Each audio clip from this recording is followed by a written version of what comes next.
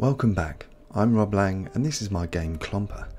You live inside a mechanical ladybird called a Clomper, which you can control by laying Crashes aside, do you think that this could be fun?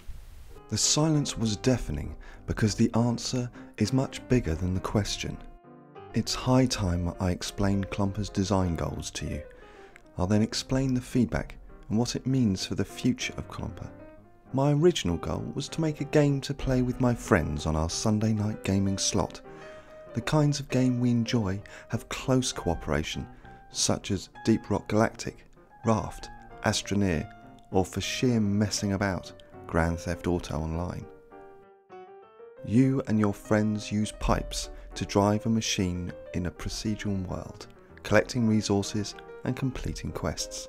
You've heard me say that a lot, so let's break it down, beginning with our mechanical ladybird, the Clomper. The core gameplay loop is laying pipes to get steam from the boilers to machines.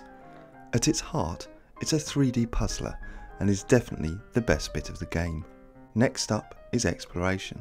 That's using your pipe network to make the Clomper move.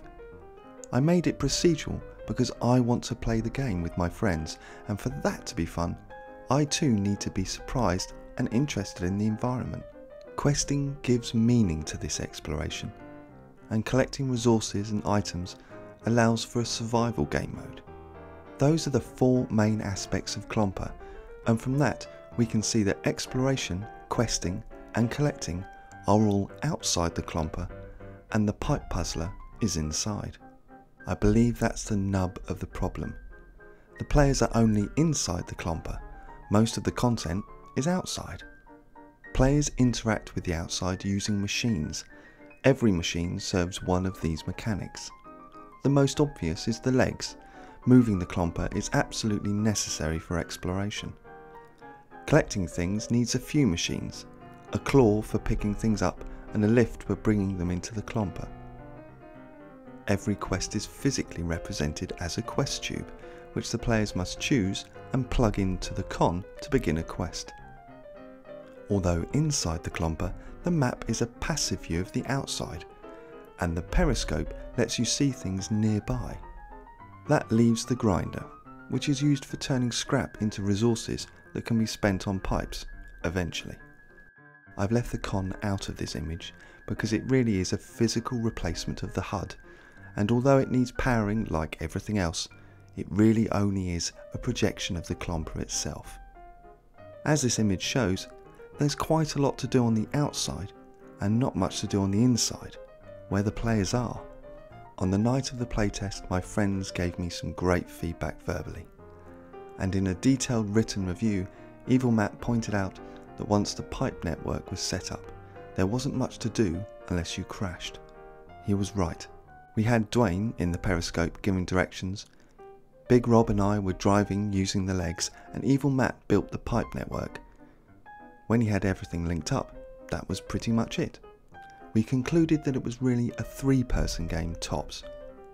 With more pipe types, driving won't need 2 of us, so then it would only be a 2-person game. I needed more to do inside the Clomper. I decided I wanted Clomper to be up to 3 people. So what to build next? Well, I had 3 options to choose from. The first was blueprints and survival mode. You find blueprints in the environment which unlock new pipe shapes that make your building easier. You then spend scrap resources on making new pipes and recycle old or broken ones in the grinder. The second option was managing the heat of the boilers. Each boiler has a steam output that must be balanced with the demands of the Clomper. Build up too much heat and the boiler goes bang. The third option was to make the world more interesting by adding crevasses and other interesting features.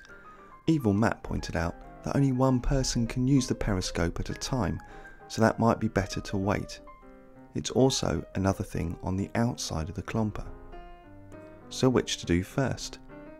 The choice was really between blueprints and heat management. Blueprints is really a simplified crafting system with a shared resource pool and inventory. And I think everyone watching this can imagine what that would be like. Heat management, however, although core to the pipe puzzler, is still a new job in of itself and is more difficult to imagine. So I've decided to go with heat management. Do you think that's a good idea to do next? Let me know in the comments. All that played said that the game needs more audio and visual feedback. If you're down by the boilers, for example, it's impossible to see the effects on the other players are having on the Clomper. The Clomper doesn't quite feel alive. I couldn't agree more. I was avoiding doing any polish until the core gameplay loop was fun.